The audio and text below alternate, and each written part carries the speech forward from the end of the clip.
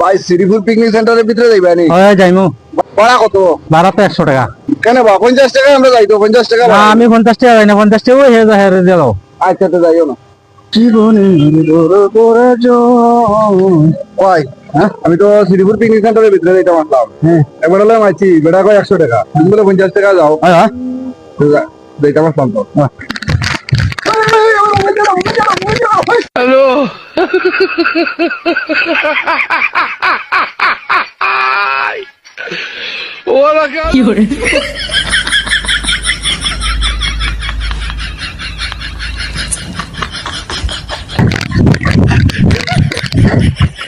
ভাই আমার মোবাইলে ধরে লাগা, মোবাইল দাও আগে 50 টাকা দাও, আমি এমনি বেশি দাঁড়ান।